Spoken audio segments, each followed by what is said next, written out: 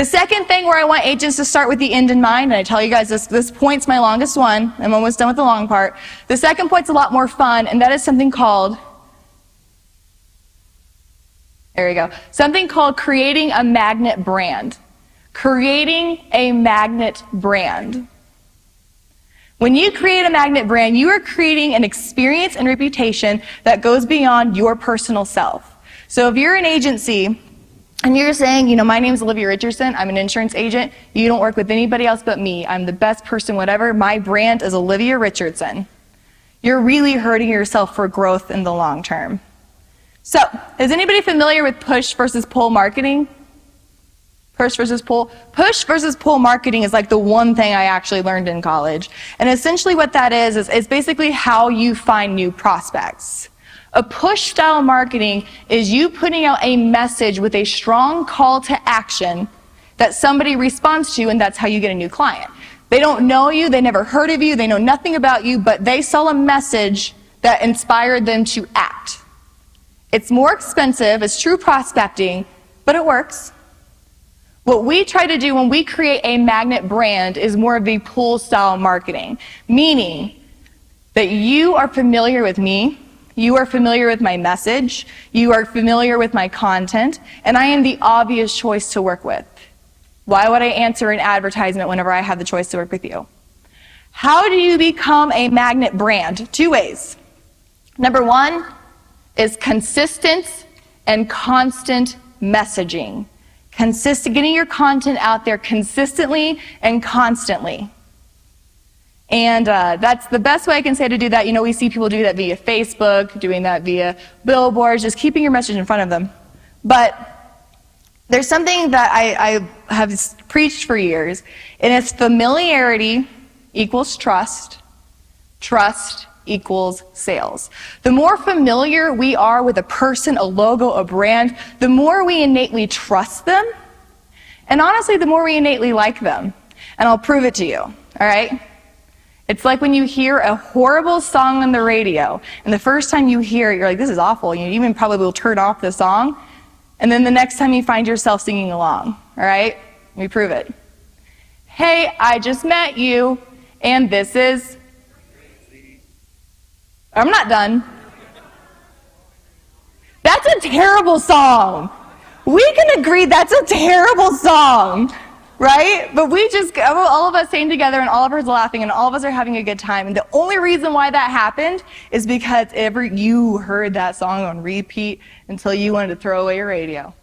Familiarity equals trust, and trust will equal sales. The second thing you need to do to build a magnetic brand is to have simple, focused messaging.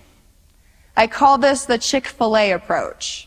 And what a simple messaging will look like is that you focus on one thing that you do well. You have a laundry list of things you are excellent at, and I believe you. But for when you do any campaigns, advertising, anything to promote your brand, your logo, focus on one of those things per campaign and hammer that home. Because humans don't believe other humans, believe it or not. And so if you have a laundry list of things you're incredible at, not only does that confuse the message and kind of confuse what you do, but it also causes people to think that you're being dishonest. Because there's no way somebody can do all of those positive things. I call it the Chick-fil-A approach because if you're familiar with the new Chick-fil-A commercials, it's like a person sitting on a couch with another person, and they talk about one thing that Chick-fil-A is just like the best at. And it's very rarely chicken, but that's how they do it. They talk about what they're the best at. That is how you create a magnet brand. And once you do those 2 things to create a magnet brand, you use it by essentially, if you're going to grow, right? That's all what we want to do here. We want to grow. Are you growing by admin or are you growing by downline?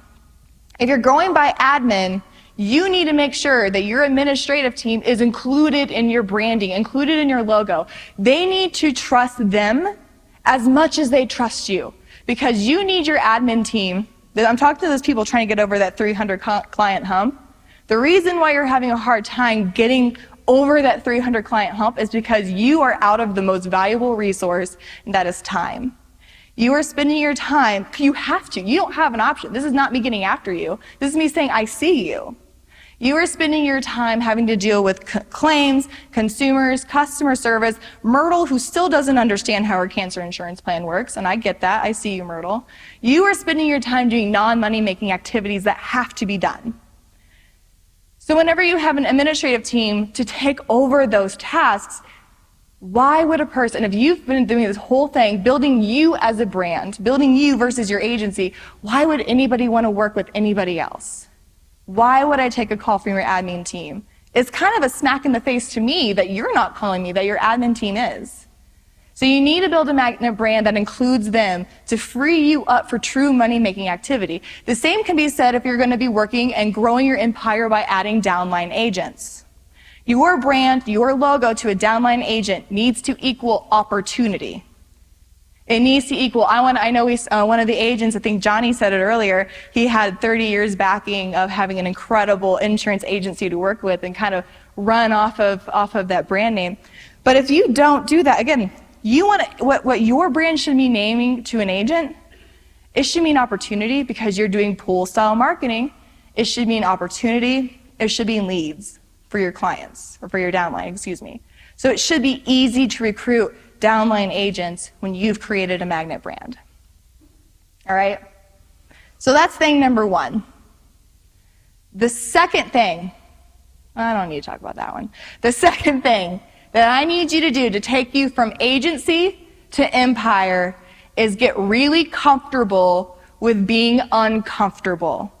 Growth will only come from outside of your comfort zone. I believe in that fully. If you're not uncomfortable, you're not growing. All right?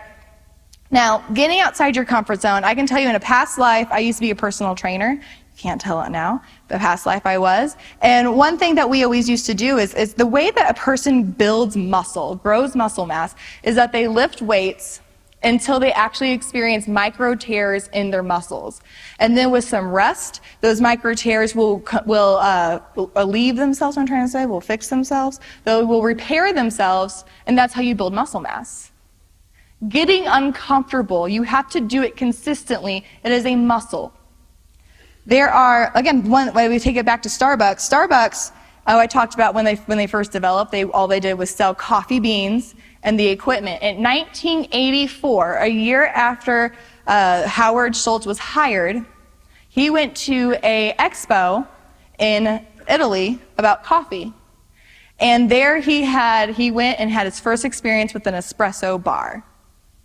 Now he came back to the three founders of Starbucks and said, hey, we really need to get behind this. We need to bring this back to America. And they said, absolutely not. We have a good thing going here. Why would we add something? We need to add baristas. It's going to be a restaurant. We need to train people. Why would we do that? Later on that same year, Howard opened up the 6th Starbucks store, and it was their first espresso bar. And the rest is history. Could you imagine if they didn't get outside their comfort zone? We wouldn't have the mocha frappuccino that we had today, right? 3 areas where I think agents struggle to get uncomfortable. First one is going to be prospecting. I love working with agents that they tell me, Olivia, I am the best agent you will ever meet. I am the best salesperson. I can sell anything. You just got to get me in front of people. If you can get me in front of people, I'll do the rest. I don't think selling's the hard part. I think getting in front of people is the hard part, and getting in front of people who are willing to buy, that's the hard part, right? So that's what we do with